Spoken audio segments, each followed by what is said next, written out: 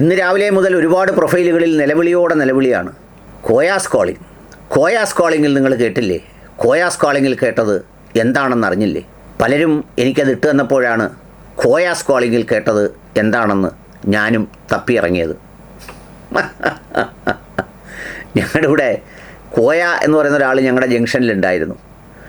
അദ്ദേഹം ആളുകളുടെ മുന്നിൽ ചെന്നിട്ട് അദ്ദേഹം തന്നെ സ്വയം പറയും, അല്പം ഒരു മാനസികമായ പ്രശ്നമുള്ള ആളാണ്. കോയാക്കൂട് എന്ന് പറയും. എന്ന് പറഞ്ഞാൽ കോയാക്ക് തരാനാണ് പറയുന്നത്. അങ്ങനെ ഞങ്ങളുടെ നാട്ടിലൊക്കെ ഒരു ടാഗ് ലൈൻ തന്നെ അങ്ങനെ ആയി. എന്തെങ്കിലും പറഞ്ഞുകൊണ്ടിരിക്കുമ്പോൾ ആ കോയാക്കൂട് എന്ന് പറയുന്ന ഒരു സംഗതിയിലേക്കെത്തി. അതുകൊണ്ട് കോയാമാരിൽ നിന്ന് മാറിപ്പോയെങ്കിലും ആ കോയയുടെ മണം പിടിച്ചും അതിൻ്റെ പരിസരത്തുനിന്നും മാറാതെ ചുറ്റിത്തിരിഞ്ഞ് നടക്കുന്ന നമ്മുടെ അരിപ്പ് ഹുസൈൻ പലതിലും പിടിച്ചിട്ടും ഇപ്പോൾ കുറച്ച് നാളായി അത്രമേലൊരു മാർക്കറ്റില്ലാതിരിക്കുമ്പോഴാണ് കോയമാരിൽ ആരാണ്ട് പലപ്പോഴും വിളിക്കുന്നവരുള്ളതാണോ, പുള്ളി ആളിനെ കൊണ്ട് വിളിപ്പിക്കുന്നതാണോ, ഇതൊന്നും എനിക്ക് അറിഞ്ഞുകൂടാ. അങ്ങനെ എന്തുമൊക്കെ ചെയ്തു കളയുന്ന ആളാണ് പുള്ളി ആൾ ചെറിയ ആളൊന്നുമല്ല. ഞാൻ എപ്പോഴും പറയാറുള്ളത് പോലെ ഹോമിയോപ്പതി പഠിച്ച് ഹോമിയോപ്പതിയെ നിഷേധിക്കുകയും മാതാപിതാക്കളാൽ വളർന്ന് അവരെ നിഷേധിക്കുകയും ഇസ്ലാം മതത്തിൽ ജീവിച്ച് അതിനെ നിഷേധിക്കുകയും ഒക്കെ ചെയ്ത എല്ലാ അർത്ഥത്തിലും വളരെ സവിശേഷ വ്യക്തിത്വത്തിനുടമയാണ് സാക്ഷാൽ അരിപ്പ് ഹുസൈൻ. അപ്പോൾ അരിപ്പ് ഹുസൈനെയാണ് ആരോ ഒരാൾ വിളിച്ച് ഈ കാര്യം പറഞ്ഞിരിക്കുന്നത്. അതിൽ 2-3 പോയിൻറ്റുകൾ എനിക്ക് പറയാനുണ്ട്. ഒന്നാമത്തെ കാര്യം, ഇത് ആരിഫ് ഹുസൈനെ പോലെ ഒരാളിനെ വിളിച്ച് പറയുമ്പോൾ തന്നെ അതിൻ്റെ ഉദ്ദേശശുദ്ധി സമൂഹം സംശയിക്കേണ്ട നിലയിലാണ്. ഒരാൾക്ക് ഏതെങ്കിലും തരത്തിലുള്ള പീഡനങ്ങൾ ഉണ്ടായാൽ, അത് ഏത് സ്ഥലത്തുണ്ടായാലും എവിടെ ഉണ്ടായാലും അത് അന്വേഷിക്കേണ്ടത് പോലീസാണ്. അന്വേഷിക്കുന്നതിനുള്ള സംവിധാനം ഉണ്ട് താനും. ഇതിപ്പോൾ അവിടെ മാത്രമല്ല, എവിടെല്ലാം ആശ്രമങ്ങളിൽ ഏതെല്ലാം തരത്തിൽ ആളുകൾ മരണപ്പെടുന്നു. ചിലർ തലയ്ക്കടിയേറ്റ് മരണപ്പെടുന്നു, ചിലർ ദുരൂഹ സാഹചര്യത്തിൽ മരിച്ചു കിടക്കുന്നു, ചിലർ കെട്ടിടത്തിൻ്റെ മേളിൽ നിന്ന് ചാടുന്നു. അങ്ങനെ ഉണ്ടായിട്ടുണ്ട്, ഒരുപാട് സ്ഥലങ്ങളിൽ ഉണ്ടായിട്ടുണ്ട്. ഇതിപ്പോൾ കോയ പറഞ്ഞതുപോലെ എവിടെയെങ്കിലും ഒരു മതം മാറ്റ കേന്ദ്രത്തിൽ മാത്രമാണോ? എൻ്റെ നാടിനടുത്ത് മാതാമൃതാനന്ദമയി ആശ്രമമുണ്ട്. അവിടെ പല ആളുകൾ മരണപ്പെട്ടിട്ടുണ്ട്. ആ മരണപ്പെട്ട സംഭവങ്ങളൊക്കെ പോലീസ് അന്വേഷിച്ചിട്ടുണ്ട്. അതിൽ കാരണങ്ങളുണ്ടെങ്കിൽ അവർ നടപടിയെടുത്തിട്ടുണ്ടാവും. കാരണങ്ങളില്ലാത്തതാണെങ്കിൽ അത് സ്വാഭാവികമാണെന്ന് കരുതി വിട്ടിട്ടുണ്ടാവും. മാതാമൃതാനന്ദമയി ആശ്രമത്തിൽ ആരെങ്കിലും ഒരാൾ മരണപ്പെട്ടാൽ കേരളത്തിലെ ഹിന്ദുക്കൾ മുഴുവൻ അതിന് ഉത്തരവാദികളാണ്, അല്ലെങ്കിൽ ആശ്രമത്തിലുള്ളവരെല്ലാവരും അതിന് ഉത്തരവാദികളാണ് എന്ന് പറയുന്നതുകൊണ്ട് വല്ല കാര്യമുണ്ടോ? മരണപ്പെട്ടാലുള്ള കാര്യമാണ് ഞാൻ പറയുന്നത്. പീഡനത്തിൻ്റെയും തിരസ്കരണത്തിൻ്റെയും വേട്ടയാടലിൻ്റെയും ഒന്നും സംഗതിയല്ല പറയുന്നത്. അങ്ങനെയൊക്കെയുള്ള ഒരുപാട് സംഭവങ്ങൾ ഉണ്ടായിട്ടുണ്ട്. പക്ഷേ അത് ഇപ്പോൾ ഇതിനെ കൊണ്ടുവന്ന് വെച്ചിരിക്കുന്നത് ഇതെന്തോ മഹാസംഭവമായ കാര്യം പോലെ, അതും ഈ എന്ത് നീതി ഈ സമൂഹത്തിൽ നടപ്പിലാക്കാൻ ചുമതലപ്പെട്ട ആളാണ് പുള്ളി എന്തിനാണ് ഇതിനെ വിളിച്ചു പറയുന്നത്?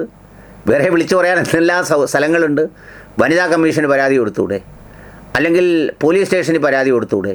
അല്ലെങ്കിൽ എവിടെയാണെന്ന് വെച്ചാൽ പരാതി കൊടുത്തൂടെ? അപ്പോൾ അതുകൊണ്ട് എവിടെയെങ്കിലും ഒരാൾ ഇതുപോലൊരു സംഭവം ഉണ്ടായി എന്ന് ഫോണിലൂടെ അങ്ങോട്ട് വിളിച്ചു പറയുമ്പോഴേക്ക് അതുകൊണ്ട് സമുദായം മുഴുവനും അല്ലെങ്കിൽ ബാക്കി എല്ലാവരും അങ്ങനെ മറുപടി പറയണമെങ്കിൽ ഞാൻ ഈ പറഞ്ഞ പോലെ ആശ്രമങ്ങളിലോ അല്ലെങ്കിൽ മറ്റുള്ള സ്ഥലങ്ങളിലോ ക്രിസ്ത്യൻ ചർച്ചുകളിൽ എത്രയോ കന്യാസ്ത്രീകൾ കിണറ്റിൽ വീണ് മരിച്ചിട്ടുണ്ട്.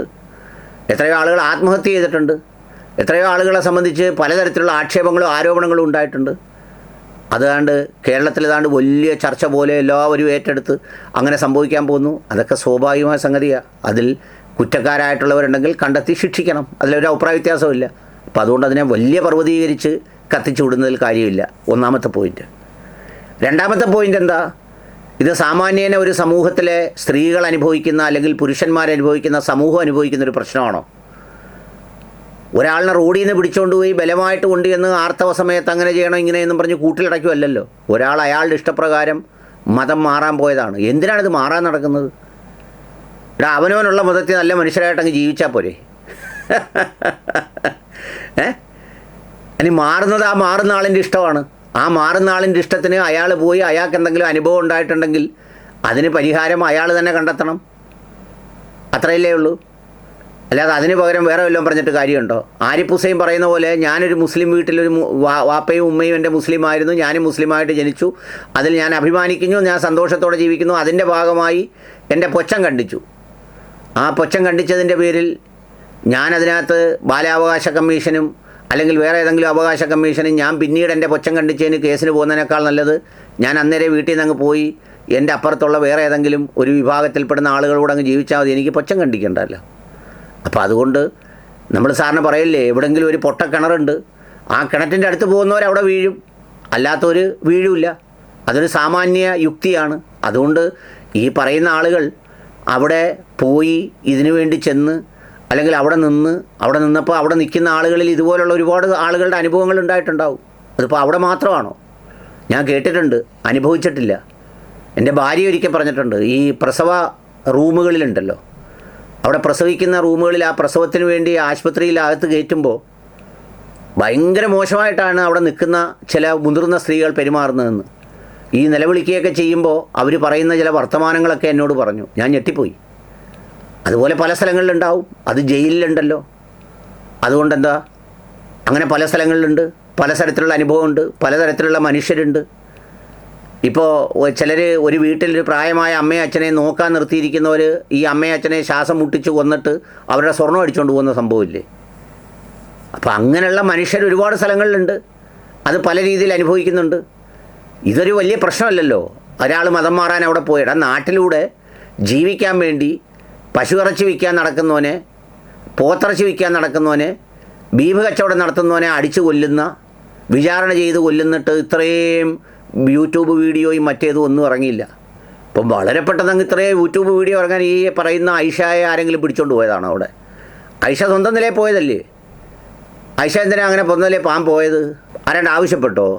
വേറെ വല്ലവരും പറഞ്ഞോ? അങ്ങനെയൊന്നും ഇല്ലല്ലോ. അപ്പോൾ അതുകൊണ്ട് അതാണ് അതിൻ്റെ രണ്ടാമത്തെ പോയിൻറ്റ്. ഇനി മൂന്നാമത്തെ കാര്യം എന്താണെന്നറിയോ? മൂന്നാമത്തെ കാര്യം, ഈ മതപരിവർത്തന കേന്ദ്രം അല്ലെങ്കിൽ അങ്ങനെയുള്ള സംഗതികൾ എനിക്കറിയില്ല, അങ്ങനെയുള്ള അനുഭവമൊന്നും എനിക്കില്ല, ഞാൻ അവിടെ സന്ദർശിച്ചിട്ടുമില്ല. അങ്ങനെയുള്ള സ്ഥലങ്ങൾ വളരെ വൃത്തികേടും മലിനവുമാണെങ്കിൽ അത് നടത്തുന്നവർ ഉത്തരവാദിത്തമാണ് അതിനെ വൃത്തിയാക്കേണ്ടത്. സമുദായത്തിൻ്റെ പേരിൽ നടത്തി ഇതുപോലെ തോന്നിയാസങ്ങളും തെമ്മാടിത്തരങ്ങളും കാണിക്കുന്നവർ അതിനകത്തുണ്ടെങ്കിൽ അവരെ നിയമപരമായി ശിക്ഷിക്കാൻ തയ്യാറാവണം. അതിന് ആരിഫ് ഹുസൈൻ അല്ലല്ലോ കേരളത്തിലെ DGP, അല്ലെ വനിതാ കമ്മീഷൻ ചെയർപേഴ്സൺ ആരിഫ് ഹുസൈനാണോ?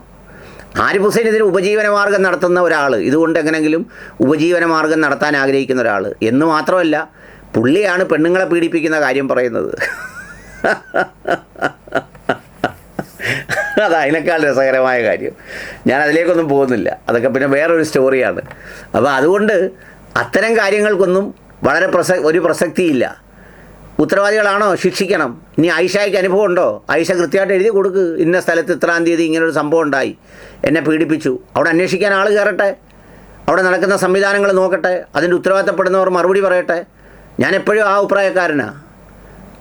ഇത്തരം കേന്ദ്രങ്ങളിൽ നടന്നാലും ചർച്ചുകളിൽ നടന്നാലും പിന്നെ ആശ്രമങ്ങളിൽ നടന്നാലും അവിടെ ഒന്നും സമുദായത്തെ വെച്ച് ഇതൊന്നും പ്രതികരിക്കാൻ ശ്രമിക്കരുത്. സന്ദീപ് വചസ്പതിയൊക്കെ എഴുതി പറ്റിച്ചേക്കുന്നതാണ്. ഇതേ സന്ദീപ് വചസ്പതി അടങ്ങുന്നവരാണ് കാപ്പ കേസിൽ പ്രതിയായ ഒരാളിനെ പോലീസ് പിടിക്കാൻ ചെല്ലുമ്പോൾ അതിലെ അനീതിയും ജനാധിപത്യ വിരുദ്ധതയും ഉന്നയിച്ച് അതിനെ ചോദ്യം ചെയ്യുന്നത്. വെറും പൊളിറ്റിക്കൽ കേസുകളാണ് അതെന്നൊക്കെയാണ് പറഞ്ഞത്. പക്ഷേ കഴിഞ്ഞ ദിവസം ചാനലുകളെല്ലാം പുറത്തുവിട്ട വാർത്തപ്രകാരം എന്താ സാധാരണ കേസുകളായിരുന്നു അത്. അപ്പോൾ അതുകൊണ്ട് എൻ്റെ നിലപാട്, ഒരു കുറ്റകൃത്യത്തെയും ജാതിയുടെയും മതത്തിൻ്റെയും രാഷ്ട്രീയത്തിൻ്റെയും പേരിൽ സംരക്ഷിക്കപ്പെടാൻ പാടില്ല. രണ്ടാമത്തെ പോയിൻറ്റ്, ആർക്കെങ്കിലും എന്തെങ്കിലും നിയമവിരുദ്ധമായ അനുഭവങ്ങളുണ്ടായാൽ നിയമ സംവിധാനത്തിലൂടെ പരിഹാരം കാണാൻ ശ്രമിക്കണം. മൂന്നാമത്തെ കാര്യം, ഇത്തരം കാര്യങ്ങളൊക്കെ ഉണ്ടാക്കി വെച്ചിട്ട് അത് സമുദായത്തിൻ്റെ തലയിൽ വെക്കാനുള്ള ശ്രമങ്ങൾ നടത്തുന്ന കച്ചവടക്കാരുണ്ടെങ്കിൽ അവർ സമുദായവും സമൂഹവും പോലീസ് സംവിധാനവും അഡ്രസ്സ് ചെയ്യണം. അതാണ് എൻ്റെ അഭിപ്രായം. അല്ലാതെ ഇത് ഉപജീവന മാർഗ്ഗത്തിന് വേണ്ടി കട തുറന്ന് വെച്ചേക്കുന്ന ഒരാളിന് കൊണ്ട് കൊടുത്ത് ഏതാണ്ട് ഭയങ്കര സംഭവം നടക്കാൻ പോകുന്നു, ആർത്തവ സമയത്ത് അവരെ അങ്ങനെ പീഡിപ്പിച്ച് ഇങ്ങനെ പീഡിപ്പിച്ചിട്ട് ആ മനുഷ്യനെ കൊന്നു കളയുന്നു, അടിച്ചു കൊന്ന് കിണറ്റിലിടുന്നു, ദുരൂഹ സാഹചര്യത്തിൽ മരണപ്പെടുന്നു, കൊട്ടൂടി എടുത്തടിക്കുന്ന. ഇവിടെ പറയുന്നത് ആർത്തവത്തിൻ്റെ സമയത്ത് എന്തെല്ലാം കേൾക്കണം. ഇതാണല്ലോ കേരളത്തിലെ ഇപ്പോൾ വലിയൊരു പ്രശ്നം. ഐഷയുടെ ആർത്തവമാണ്. കഷ്ടം.